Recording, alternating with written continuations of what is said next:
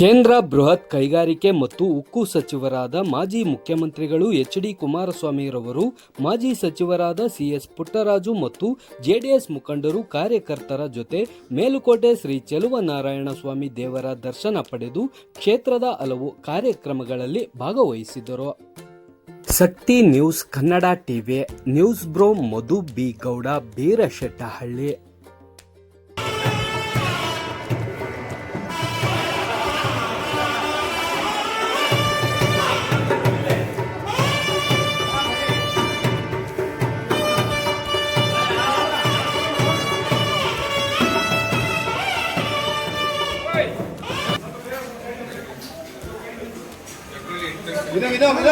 ಬನ್ನಿ ಸರ್, ಇನ್ನು ಬನ್ನಿ ಇನ್ನು ಹಿಂಗೆ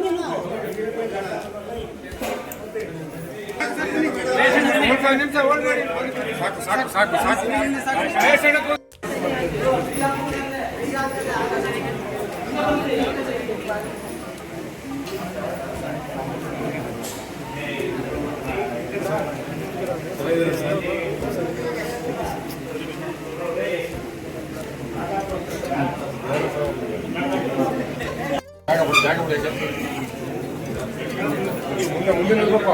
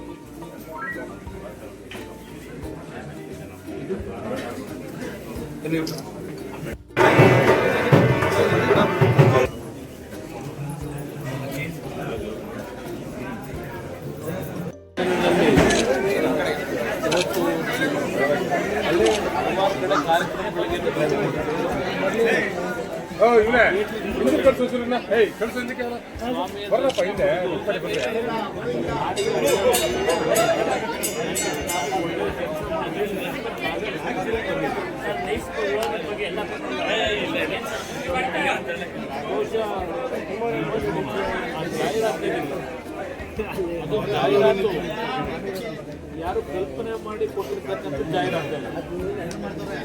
ಇತ್ತೀಚೆಗೆ ಏಕಸದಸ್ಯ ಪೀಠ ಮತ್ತು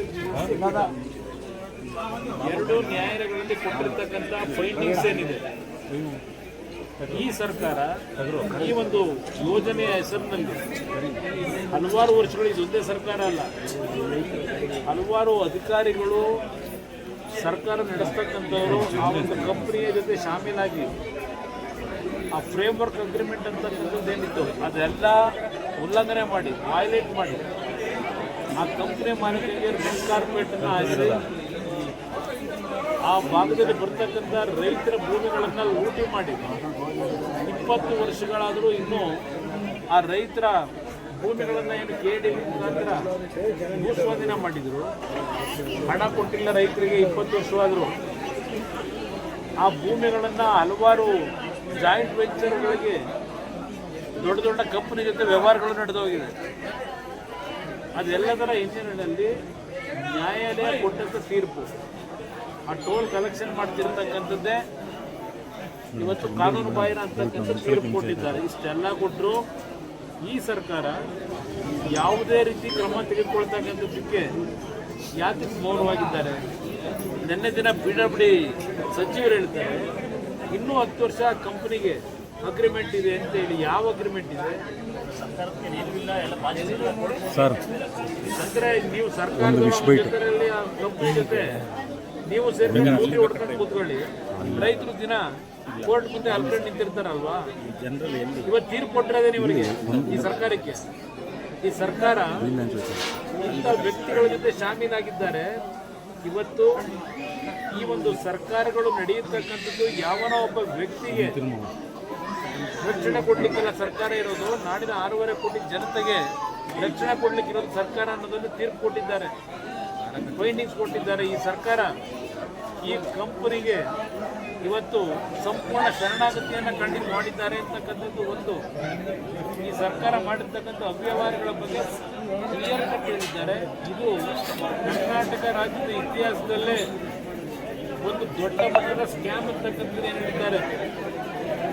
ಇನ್ನೂ ಈ ಸರ್ಕಾರ ಮೌಲಿಕರದ್ದು ನೋಡಿದ್ರೆ ಏನು ಮಾರಾಟ ಮಾಡ್ಕೊಂಡಿದ್ರು ನಿಮ್ಮ ಈ ಸರ್ಕಾರದಲ್ಲಿ ಇರ್ತಕ್ಕಂಥ ಮಂತ್ರಿಗಳು, ಮುಖ್ಯಮಂತ್ರಿ, ನಿಮ್ಮ ವ್ಯವಹಾರ ಏನು ಆ ಕಂಪನಿ ಮಾಲೀಕರನ್ನ ಈ ಸರ್ಕಾರ ನಡೆಸ್ತಾ ಇರೋದು, ಆ ಕಂಪನಿ ಮಾಲೀಕರು ಈ ಸರ್ಕಾರ ನಡೀತಾ ಇರೋದು, ಈ ರಾಜ್ಯದ ಮುಖ್ಯಮಂತ್ರಿ ನೇತೃತ್ವ ನಡೀತಾ ಇರೋದು.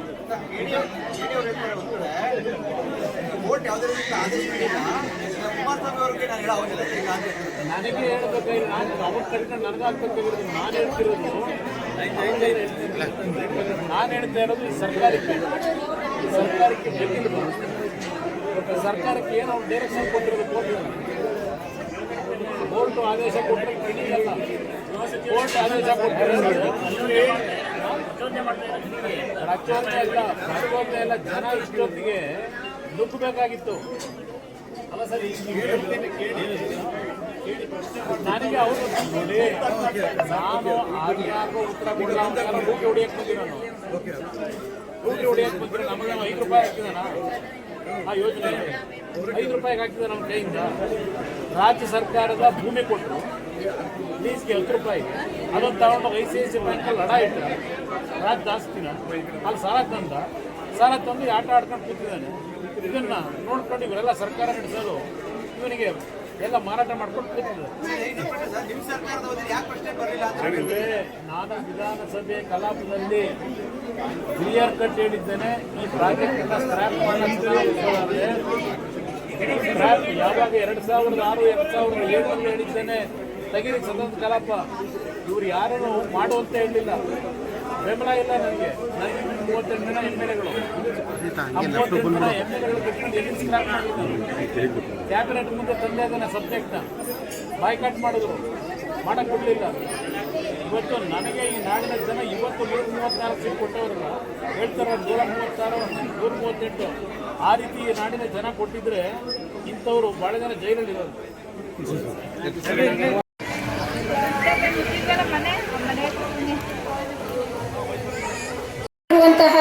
ನಮ್ಮ ಹಿರಿಯರು ಈ ರೀತಿ ಒಂದು ಮಕ್ಕಳಲ್ಲಿರುವಂತಹ ಪ್ರತಿಭೆಯನ್ನ ಗುರುತಿಸಿ ಇಲ್ಲಿ ಒಂದು ವೇದಿಕೆಯನ್ನು ಕಲ್ಪಿಸಿಕೊಡಿ ಅಂತ ಹೇಳಿದಾಗ, ನಾವು ನಿಜ ಇದೊಂದು ಅವಕಾಶ ಅಲ್ವಾ ಅಂತ ಹೇಳಿದಾಗ ಇಂಥ ಪ್ರತಿಭೆಗಳು ನಮಗೆ ತಿಳಿತು. ಈಗ ತಮ್ಮೆಲ್ಲರ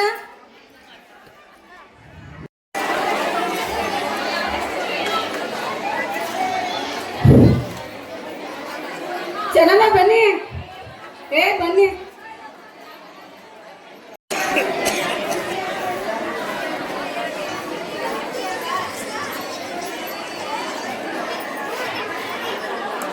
ಇನ್ನೇನು ಮಾಡಕ್ಕಾಗಲ್ಲ ಅವ್ರಿಗೆ ಅಲ್ವಾ? ಜೋರಾಗಿ ಚಪ್ಪಾಳೆ ತಟ್ಟಿ.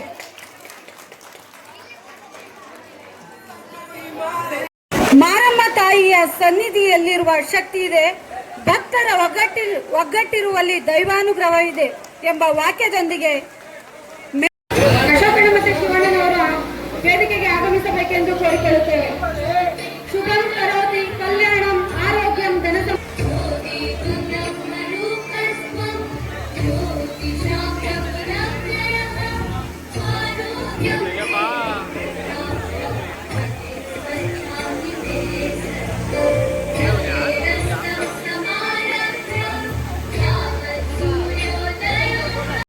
ಮಾರಮ್ಮನ ದೇವಸ್ಥಾನ ಹಾಗೂ ಶ್ರೀರಾಮ ಮಂದಿರವನ್ನ ಲೋಕಾರ್ಪಣೆಗೊಳಿಸಿಕೊಟ್ಟಂತ ನಮ್ಮನ್ನೆಲ್ಲ ನೆಚ್ಚಿನ ನಾಯಕರಾದಂತಹ HD ಕುಮಾರಸ್ವಾಮಿ ಅವರೇ, ಹಾಗೆ ಈ ಭಾಗದ ಮಾಜಿ ಜಿಲ್ಲಾ ಪಂಚಾಯತ್ ಸದಸ್ಯರಾದಂತಹ ಗೆಳೆಯರಾದಂತಹ ಮಂಜಣ್ಣ ಅವರೇ, ಮನ್ಮೂಲ್ನ ನಿರ್ದೇಶಕರಾದಂತಹ ಶಿವಕುಮಾರ್ ಅವರೇ, ಬಳಗಟ್ಟ ಗ್ರಾಮದ ಎಲ್ಲ ನನ್ನ ಪೂಜ್ಯ ಯಜಮಾನ್ರೆ, ಸಮಸ್ತ ಗ್ರಾಮಸ್ಥರೇ, ತಾಯಂದ್ರೆ, ಎಲ್ಲಾ ಭಾಗದಿಂದ ಬಂದಿರತಕ್ಕಂಥ ಭಕ್ತ ಮಹಾಶಯರೇ, ಪತ್ರಿಕಾ ಮಾಧ್ಯಮದ ಸ್ನೇಹಿತರೆ, ಈ ಕಾರ್ಯಕ್ರಮ ಬೆಳಗ್ಗೆ 11 ಗಂಟೆಗೆ ಕಾರ್ಯಕ್ರಮ ಪ್ರಾರಂಭ ಆಗಬೇಕಾಗಿತ್ತು. ಅದರಂತೆ ನಿನ್ನೆ ರಾತ್ರಿನೇ ಚಿನಕುಳ್ಳಿಗೆ ಬಂದು ವಾಸ್ತವ್ಯ ಮಾಡಿ ಅಲ್ಲಿಂದ ಈ ಕಾರ್ಯಕ್ರಮವನ್ನು ಪ್ರಾರಂಭ ಮಾಡಬೇಕು ಅಂತಕ್ಕಂಥ ಕಾರ್ಯಕ್ರಮ ಆಯೋಜನೆಯಾಗಿತ್ತು. ಆದರೂ ಅನಿವಾರ್ಯವಾಗಿ ನಿನ್ನೆ ರಾತ್ರಿ ಅವರು ತುಮಕೂರಿಗೆ ಹೋಗಬೇಕಾದಂಥ ಕಾರಣದಿಂದ ಬೆಳಗ್ಗೆ ರಾಮನಗರ, ಮದ್ದೂರು, ಮಂಡ್ಯ ಈ ಕಾರ್ಯಕ್ರಮಗಳನ್ನ ಮುಗಿಸಿ ಈ ಕಾರ್ಯಕ್ರಮಕ್ಕೆ 4 ಗಂಟೆಗಳ ತಡವಾಗಿ ಕಾರ್ಯಕ್ರಮಕ್ಕೆ ಆಗಮಿಸಿದ್ರು ಸಹ ತಾವೆಲ್ಲರೂ ಪ್ರೀತಿ ವಿಶ್ವಾಸದಿಂದ ಮಾತೃ ಕುಮಾರಣ್ಣವ್ರನ್ನ ಭವ್ಯ ಮೆರವಣಿಗೆಯಲ್ಲಿ ಕರ್ಕೊಬಂದು ಇವತ್ತು ಈ ನಮ್ಮ ರಾಮ ಮಂದಿರಕ್ಕೆಲ್ಲ ಒಂದು ರೀತಿ ಶಾಪ ಇತ್ತು ಅಂತ ಕಾಣುತ್ತೆ. ಅಯೋಧ್ಯೆಯ ರಾಮ ಮಂದಿರ ಆದ್ಮೇಲೆ ಇದು ಲೋಕಾರ್ಪಣೆ ಆಗ್ಬೇಕು, ಬೆಳಗಟ್ಟದ ರಾಮ ಮಂದಿರ ಅಂತಕ್ಕಂಥದ್ದು ಒಂದು ಸಂಕಲ್ಪ ಇತ್ತು ಅಂತ ಕಾಣುತ್ತೆ. ಇವತ್ತು ಕುಮಾರಣ್ಣವರು ಬಂದು ಈ ಕಾರ್ಯಕ್ರಮವನ್ನ ಲೋಕಾರ್ಪಣೆಗೊಳಿಸಿಕೊಟ್ಟಿರ್ತಕ್ಕಂಥದ್ದು ಈ ಪಾಂಡವಪುರ ತಾಲೂಕಿನ ಮೇಲ್ಕೋಟೆ ವಿಧಾನಸಭಾ ಕ್ಷೇತ್ರದ ಮಹಾಜನತೆಗೆ, ವಿಶೇಷವಾಗಿ ನನ್ನ ಮೇಲ್ಕೋಟೆ ಹೋಬಳಿಯ ಮಹಾಜನತೆಗೆ ಬಹಳ ಖುಷಿ ತಂದುಕೊಟ್ಟಿದೆ ಅಂತಕ್ಕಂಥ ಮಾತನ್ನ ಈ ಸಂದರ್ಭದಲ್ಲಿ ಹೇಳಲಿಕ್ಕೆ ಬಯಸ್ತಾ ಇದ್ದೇನೆ. ಕುಮಾರಣ್ಣವರ ಬೆಳಗ್ಗೆ ಈ ಕಾಂಗ್ರೆಸ್ ಅವರು ಮಾಡಿದಂತ ಒಂದು ಏನು ಕುಮಾರಣ್ಣ ಎಣಿಸ್ಬೇಕು ಅಂತ ತೀರ್ಮಾನ ತಗೊಂಡ್ರು, ಅದಕ್ಕೆ ಕ್ಯಾಬಿನೆಟ್ ಕರೆದ್ರು. ಕ್ಯಾಬಿನೆಟ್ ಒಪಿನಿಯನ್ ತಗೊಂಡು ನಾಳೆ ಗವರ್ನರ್ಗೆ ನಾನು ರಾಜೀನಾಮೆ ಸಲ್ಲಿಸ್ತಾ ಇದ್ದೀನಿ ಅಂತ ಹೇಳಿ ನಾನು ವಿನಂತಿ ಮಾಡಿದೆ. 32 ಕೋಟಿ ರೂಪಾಯಿನ ಒಂದು ಅಂದಾಜು ಕೈ ಬಿಟ್ಟು ಹೋಗುತ್ತಾಣ, ಇವತ್ತು ಈ ಕ್ಯಾಬಿನೆಟ್ ಅಲ್ಲಿ ಅಪ್ರೂವಲ್ ಮಾಡ್ಕೊಳ್ಬೇಕು ಅಂತ ಹೇಳಿ ಅವ್ರು ಮುಗುಳ್ ನಕ್ಕರು. ಅಲ್ಲಪ್ಪ, ಯಾರು ನನ್ನ ಆಸ್ತಿ ಕೈ ಬಿಟ್ಟು ಹೋಗ್ತಾರೆ ಅದನ್ನು ಸೇರಿಸಿ ಲಾಸ್ಟ್ ಕ್ಯಾಬಿನೆಟ್ ಅಪ್ರೂವ್ ಮಾಡ್ಕೊಂಡು ಇದು ಕೇಳೋರು ಮಾಡಿದ್ದೀನಿ. ಇವತ್ತು ಅಭಿವೃದ್ಧಿ ನೀನು ಮರಗೋಯ್ತಾ ಇದೆ ಮಂತ್ರಿಗಿರಿ ಬಿಟ್ಟು ಇವತ್ತು ಅಭಿವೃದ್ಧಿ ಕೆಲಸ ಮಾಡಿಸ್ಲಿಕ್ಕೆ ಅಪ್ರೂವಲ್ ಅಂತ ಬಂದಿದೆಯಲ್ಲ ಅಂತೇಳಿ ಮಾಡಿಕೊಟ್ರು. ಇವತ್ತು ಬಹುತೇಕ ಆ ಕಾರಣದಿಂದ ಇವತ್ತು ನನ್ನ ಬಳಗಟ್ಟ ಏತ ನೀರಾವರಿ 193 ಕೋಟಿಯನ್ನು ಖರ್ಚು ಮಾಡಿ ಇವತ್ತು ಕದಲಗೆರೆ ಕೆರೆಯನ್ನ ರೋಡನ್ನು ಶಿಫ್ಟ್ ಮಾಡಿಸಿ ಆ ಕೆರೆ ಅಭಿವೃದ್ಧಿ ಮಾಡಿ ನಾವು ಮುಂದಿನ ಮಾಡಿಕಳ್ಳಿ ಗ್ರಾಮ ಪಂಚಾಯತಿ ವ್ಯಾಪ್ತಿಗೆ ಇವತ್ತು ಉಳಿದಂತ ನಮ್ಮ ಜಕ್ಕಳ್ಳಿ ಗ್ರಾಮ ಪಂಚಾಯತಿ ವ್ಯಾಪ್ತಿ ಕೆರೆ ತುಂಬಿಸುವಂಥದ್ದು ಮಾಡಬೇಕು ಅಂತ ಹೇಳಿದ್ರು. ಅವತ್ತೇನು ಹುನ್ನಾರ ನಡೀತು ಅಂತ ಗೊತ್ತಿದೆ. ಇವತ್ತು ಇರ್ತಕ್ಕಂಥ ಆ ನೀರಿಗೆ ಲಿಫ್ಟಿಗೇಷನ್ ಮಾಡ್ಲಿಕ್ಕೆ ಕೊಟ್ಟಿದ್ದಾರೆ. ಬಹುತೇಕ ಮುಂದಿನ ದಿನಗಳಲ್ಲಿ ಅಧಿಕಾರಿಗಳಿಗೆ ಹೇಳ್ತೀನಿ, ಕದಲಗೆರೆ ವ್ಯಾಪ್ತಿ ಜನರು ಉಳಿದಂತಹ ವ್ಯಾಪ್ತಿ ರೈತರು ಗುದ್ದಾಟ ಮಾಡುವಂತ ಸ್ಥಿತಿ ನಿರ್ಮಾಣ ಮಾಡ್ತಾ ಇದ್ದೀರಿ. ಆ ಕೆರೆ ಅಭಿವೃದ್ಧಿ ಮಾಡಿ ನೀರನ್ನು ಹೆಚ್ಚಿಗೆ ಶೇಖರಣೆ ಮಾಡಿ ಆಗ ಮತ್ತು ಲಿಫ್ಟ್ ಮಾಡುವಂತ ಕೆಲಸ ಮಾಡಿದ್ರೆ ಯಾರಿಗೂ ರೈತರಿಗೆ ತೊಂದರೆ ಆಗ್ತಕ್ಕಂಥ ಅಗತ್ಯ ಇಲ್ಲ. ಆ ಕೆಲಸ ಆಗ್ತಿತ್ತು. ನೀವು ಮಾಡಿರ್ತಕ್ಕಂಥ ಕೆಲಸಕ್ಕೆ ಇಲ್ಲಿ ಯಾರು ನಾವು ಅಡ್ಡ ಕೊಡಿಸೋದಿಲ್ಲ, ನೀವು ಮಾಡ್ಕೊಳ್ಳಿ. ಆದ್ರೆ ಮುಂದಿನ ದಿನಗಳಲ್ಲಿ ಅಧಿಕಾರಿಗಳಿಗೆ ನಾನು ಈ ಮೂಲಕ ನಮ್ಮ ನಾಯಕರ ಸಮ್ಮುಖದಲ್ಲಿ ಸೂಚನೆ ಕೊಡ್ತಾ ಇದ್ದೀನಿ. 1 ವರ್ಷ ಆಗಿದೆ ಲಿಫ್ಟ್ ಇರಿಗೇಷನ್ ಸ್ಟಾರ್ಟ್ ಮಾಡಿ, ನಿಮ್ಗೆ ನಾಚಿಕೆ ಆಗ್ಬೇಕು. ಬಹುತೇಕ ಈಗ ಕುಮಾರಣ್ಣವ್ರು ಬರ್ತಾರೆ ಅಂತ ಹೇಳಿ 1 ವಾರದಿಂದ ನಾನು ವೀಕ್ಷಣೆ ಮಾಡಿಕ್ ಹೋದಾಗ, ಸರ್ ಕೇಬಲ್ ಕಟ್ಟಾಗಿ 1 ವರ್ಷ ಆಯ್ತು ಸರ್, KEB ಮಾಡ್ಕೊಟ್ಟಿಲ್ಲ ಅಂತಕ್ಕಂಥ ದೂರು ಕೊಟ್ಟರು. ಆ KEB ಮುಖ್ಯಸ್ಥರಿಗೆ ಹೇಳಿದೆ, ಬಹುತೇಕ 3 ದಿನದಲ್ಲಿ ಬನ್ನಂಗಾಡಿ ಸ್ಟೇಷನ್ ಇಂದ ನೀವು ಕನೆಕ್ಷನ್ KRS ಲಿಫ್ಟ್ ಇರಿಗೇಷನ್ಗೆ ಕೊಡದೇ ಇದ್ರೆ ಲಿಫ್ಟ್ಗೆ ನಿಮ್ಮ ಕಚೇರಿಗೆ ಬೆಂಕಿ ಬೀಳುತ್ತೆ ಅಂತಕ್ಕಂಥ ಮಾತು ಹೇಳೋದ ಕಾರಣದಿಂದ 1 ವಾರದಿಂದ ಅದನ್ನ ರೆಡಿ ಮಾಡಿಸಿ ರಾತ್ರಿ ಮೋಟರ್ನ ಆನ್ ಮಾಡಿಸಿ ಇವತ್ತು ಕುಮಾರಣ್ಣವರು ಇವತ್ತು ಕಾವೇರಿ ಮಾತೆಗೆ ದಳವಾಯಿ ಕೆರೆಯಲ್ಲಿ ಇವತ್ತು ವಿಶೇಷವಾದಂಥ ರೀತಿಯಲ್ಲಿ ತಾಯಿಗೆ ಒಂದು ಪೂಜೆಯನ್ನು ಸಲ್ಲಿಸಿ ಬಂದಿದ್ದಾರೆ.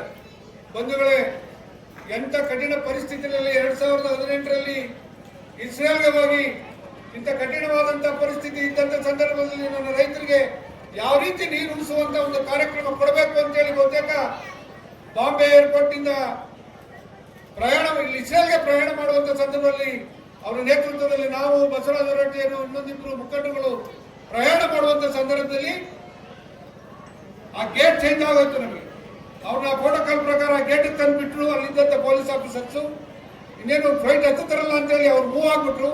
ಆ ಕೊನೆ ಸಂದರ್ಭದಲ್ಲಿ ಆ ಫ್ಲೈಟಿನ ಗೇಟ್ ಚೇಂಜ್ ಆಯ್ತು. ಬಹುತೇಕ ದೊಡ್ಡ ಬಾಂಬೆ ಏರ್ಪೋರ್ಟ್ ಬಹಳ ದೊಡ್ಡ ಏರ್ಪೋರ್ಟ್. ಒಂದು ಗೇಟ್ನಿಂದ ಒಂದು ಗೇಟಿಗೆ ನಡೀಲಿಕ್ಕೆ 1 ಕಿಲೋಮೀಟರ್ ಆಗುತ್ತೆ. ಬಹುತೇಕ ಬಹಳ ಸ್ಪೀಡ್ ನಲ್ಲಿ ನಾವು ಫ್ಲೈಟ್ ಮಿಸ್ ಆಗುತ್ತೆ ಅಂತೇಳಿ ಅವ್ರನ್ನ ನಡೆಸ್ಕೊಂಡು ಓಡಿಸ್ಕೊಂಡು ಕರ್ಕೊಂಡು ಹೋದ್ವಿ. ಅವತ್ತು ಅವರಿಗೆ ಗದೆಯನ್ನ ಸಮರ್ಪಣೆ ಮಾಡಿ ಅವರಿಗೆ ಗೌರವ ಸಮರ್ಪಣೆ ಮಾಡ್ತಾ ಇದ್ದೀರಿ.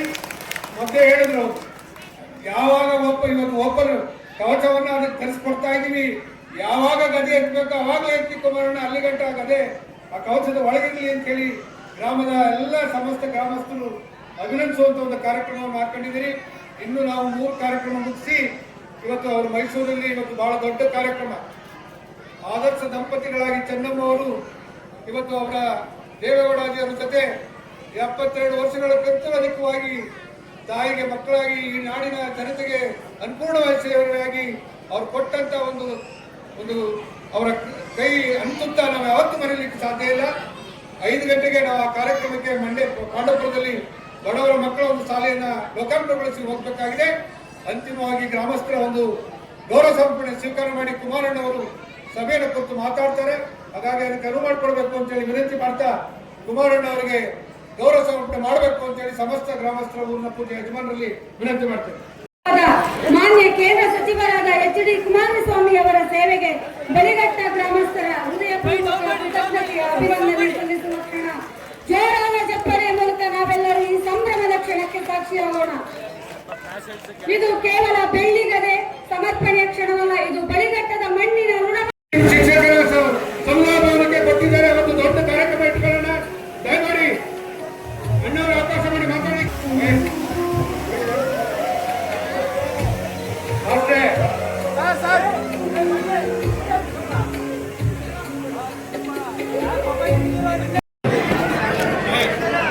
ಈಗಾಗಲೇ ಬಳಿಘಟ್ಟ ಗ್ರಾಮದ ನೀರಾವರಿ ಯೋಜನೆಗಳಿರ್ಬೋದು, ರಾಮ ಮಂದಿರದ ಮತ್ತು ಗ್ರಾಮದ ಮಾರಮ್ಮ ದೇವರ ಪುನಶ್ಚೇತನದ ಕಾರ್ಯಕ್ರಮ ಇರ್ಬೋದು. ಇವತ್ತು ತಮ್ಮ ಗ್ರಾಮದಲ್ಲಿ ಎಲ್ಲರೂ ಈ ಕಾರ್ಯಕ್ರಮದಲ್ಲಿ ಭಾಗವಹಿಸಿ ತಾಯಿಯ ಆಶೀರ್ವಾದವನ್ನು ಪಡೆಯತಕ್ಕಂಥದ್ದಕ್ಕೆ ತಾವೇನು ನೆರೆದಿದ್ದೀರಿ.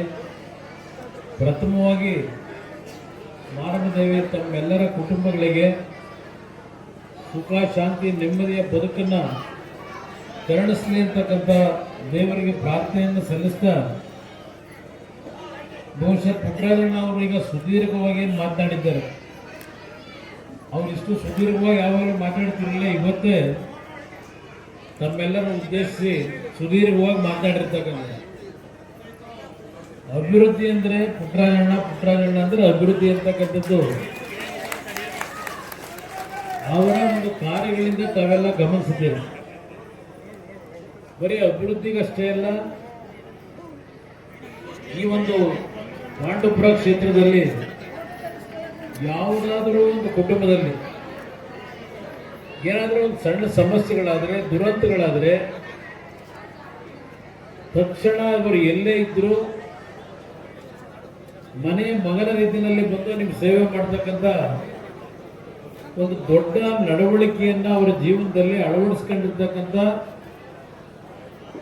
ಪುಟ್ಟರಾಜಣ್ಣವರ ಬಗ್ಗೆ ನಾನು ಎಷ್ಟು ಹೇಳಿದರೂ ಸಾಲದು ಅನ್ನೋದನ್ನು ಹೇಳಲಿಕ್ಕೆ ಬಯಸ್ತೀನಿ. ದಿನ ಈ ಒಂದು ಏತ ನೀರಾವರಿ ಯೋಜನೆ ಪುಟ್ಟರಾಜಣ್ಣ ಇಲ್ಲದ್ರೆ ಆಗ್ತಿರಲಿಲ್ಲ.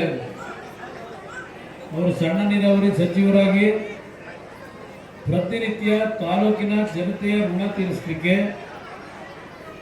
ಎಲ್ಲೆಲ್ಲಿ ಸಾಧ್ಯವೋ ಎಲ್ಲ ರೀತಿಯ ಇಲಾಖೆಗಳಿಂದ ಹಣ ತಂದು ಕೆಲಸ ಮಾಡ್ತಕ್ಕಂಥದ್ರಲ್ಲಿ ಪ್ರಾಮಾಣಿಕವಾಗಿ ಸ್ಪಂದಿಸಿದ್ದಾರೆ ಅನ್ನೋದನ್ನು ತಮ್ಮ ಗಮನಕ್ಕೆ ತರಲಿಕ್ಕೆ ಬಯಸ್ತೀನಿ.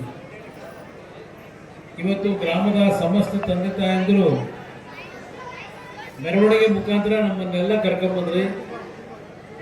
ನಿಮ್ಮ ಮುಖದ ಭಾವನೆಗಳು ನಿಮ್ಮ ಕುಟುಂಬದ ಒಬ್ಬ ಮಗ ಬರ್ತಿದ್ದಾನೆ ಅಂತಕ್ಕಂಥ ರೀತಿಯಲ್ಲಿ ನಮ್ಮನ್ನ ಈ ಮೆರವಣಿಗೆ ಮುಖಾಂತರ ಮಾರಮ್ಮ ತಾಯಿ ದೇವಸ್ಥಾನದವರೆಗೂ ಏನು ಕರ್ಕೊಂಡ್ಬಂದಿದ್ದೀರಿ. ಪ್ರಾಮಾಣಿಕವಾಗಿ ನಿಮ್ಮ ಕುಟುಂಬದ ಒಬ್ಬರು ಸದಸ್ಯರಾಗಿ, ಮಕ್ಕಳು, ಅಣ್ಣನ ತಮ್ಮನಾಗಿ ನಿಮ್ಮ ಜೊತೆಯಲ್ಲಿ ನಮ್ಮ ಮುಂದಿನ ಜೀವನ ಇರುತ್ತೆ ಅನ್ನೋದನ್ನ ಆ ತಾಯಿಯ ಸನ್ನಿಧಾನದಲ್ಲಿ ಹೇಳಕ್ಕೆ ಬಯಸ್ತೀನಿ. ಈಗ ಇಲ್ಲಿ ಇರ್ತಕ್ಕಂಥವರು ಅಮೇರಿಕಾದಲ್ಲಿ ಇರ್ತಾರೆ. ಒಂದು ರೀತಿ ವಿಸಿಟಿಂಗ್ ಕಾರ್ಡ್ ಇಟ್ಕೊಂಡಾಗಿ ನಾವು ಯಾವತ್ತೋ ಒಂದು ದಿವಸ ಬರ್ತಾರೆ, ಸುಮ್ಮನೆ ಒಂದು 4 ಜನದ ಹತ್ರ ಮಾತಾಡ್ತಾರೆ, ಒಂದು ಹಸಿರು ಶಾಲಂತೂ ಹಾಕಿರ್ತಾರೆ. ಅದಂತೂ ರೈತರಿಗೆ ಗೌರವ ಕೊಡ್ತಾ ಇದ್ದೇವೆ, ಎಲ್ಲಿದ್ರು ಅಂತಕ್ಕಂಥ ಒಂದು ಸಂದೇಶ ಕೊಡ್ಲಿಕ್ಕೆ ಒಂದು ಶಾಲೆ ಹಾಕಿರ್ತಾರೆ. ಆದರೆ ನಮ್ಮ ರೈತರ ಕಷ್ಟಕ್ಕೆ ಯಾವ ಧ್ವನಿಗೂಡಿಸಿದ್ದಾರೋ ನಾನು ನೋಡಲಿಲ್ಲ. ಅದೇ ಪುಟ್ಟರಾಜ ಮಾಡಿರೋ ಕೆಲಸ ಏನು?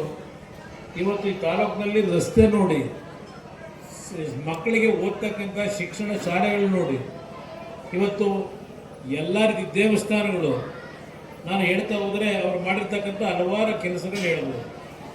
ಆದರೆ ಆ ಚುನಾವಣೆ ಸಂದರ್ಭದಲ್ಲಿ ದಯವಿಟ್ಟು ಮರೆಯಬೇಡಿ. ನಾನು ಮುಖ್ಯಮಂತ್ರಿ ಆಗೋದು ಬಿಡೋದು ಸೆಕೆಂಡ್ರಿ, ಆದರೆ ಈ ಕ್ಷೇತ್ರದಲ್ಲಿ ಪ್ರಾಮಾಣಿಕವಾಗಿ ನಿಮ್ಮ ಮನೆ ಮಗನಿಗಿಂತಲೂ ಹೆಚ್ಚಾಗಿ ನಿಮ್ಮ ಕಷ್ಟ ಸುಖದಲ್ಲಿ ಭಾಗವಹಿಸಿ ಜೀವನ ಮಾಡ್ತಕ್ಕಂಥ ಒಂದು ನಡವಳಿಕೆ ಏನಿದೆ, ಅದನ್ನು ದಯವಿಟ್ಟು ಮರಿಬೇಡಿ ಅಂತಕ್ಕಂಥದ್ದನ್ನು ನಿಮ್ಮೆಲ್ಲರನ್ನ ನಾನು ಮನವಿ ಮಾಡ್ತೇನೆ. ಬಹುಶಃ ಇವತ್ತಿನ ತಾಯಿ ಆಶೀರ್ವಾದ ಪಡೆದಿದ್ದೇವೆ. ನನಗೆ ಅಲ್ಲಿ ದೇವಸ್ಥಾನದಲ್ಲಿ ಕೂತಿರ್ತಕ್ಕಂಥ ಕಲ್ಲದೇವರು ಮಾರಮ್ಮ ಇಲ್ಲಿ ನನ್ನ ಮುಂದೆ ಕೂತಿದ್ದೀರಲ್ಲ, ನೀವು ನನಗೆ ದೇವರು ಇರ್ತಕ್ಕಂಥ ನನ್ನ ತಾಯಿ.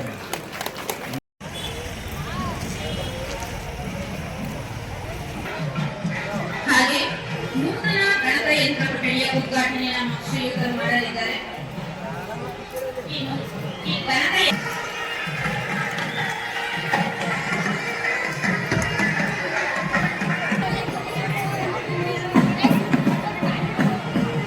ದಯಮಾಡಿ ಎಲ್ಲ ನಿರ್ದೇಶಕರುಗಳು ದಯವಿಟ್ಟು ವೇದಿಕೆ ಬರಬೇಕು ಅಂತ ವಿನಂತಿ ಮಾಡ್ಕೊಳ್ತೀನಿ.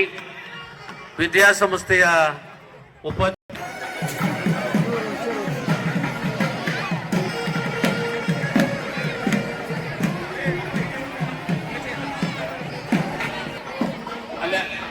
ದಯವಿಟ್ಟು ನಮ್ಮ ಮೇಡಮ್ ಹೇಳಿ.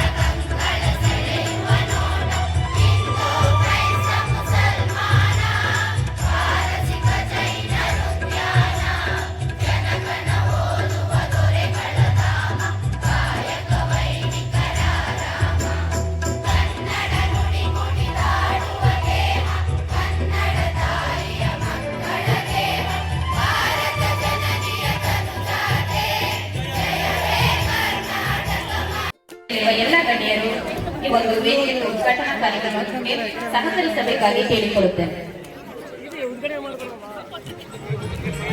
ದೀಪ ಜ್ಯೋತಿ ಪರಬ್ರಹ್ಮ, ದೀಪ ಜ್ಯೋತಿ ಜನಾರ್ದನ, ದೀಪೋ ಹರಸು ಪಾಪಂ, ದೀಪ ಜ್ಯೋತಿ ನಮೋಸ್ತುತೆ. ಹಿರಿಯ ಒಂದೇ ಸಾಕು ಕತ್ತಲೆಯನ್ನು ಓಡಿಸಲು, ಸಣ್ಣ ದೀಪವೇ ಸಾಕು ಹೊಸ ಭರವಸೆಯನ್ನು ಮೂಡಿಸಲು. ಈ ಪ್ರಜ್ವಲಿಸುವ ಜ್ಯೋತಿ ಎಲ್ಲರ ಬಾಳಲ್ಲಿ ಬೆಳಕನ್ನು ತರಲಿ ಎಂದು ಆಶಿಸುತ್ತಾ ಎಲ್ಲ ಗಣ್ಯರು ಗಮನ ಕೊಡ್ತಾ ಇದ್ರೆ ಅದಕ್ಕೆಲ್ಲ ಹೋದ್ಮೇಲೆ ಇವ್ರು ಹೇಳಲಿಲ್ಲ. ಎಲ್ಲರೂ ಇದ್ದಾಗ ನಾವು ಕಾರ್ಯಕ್ರಮ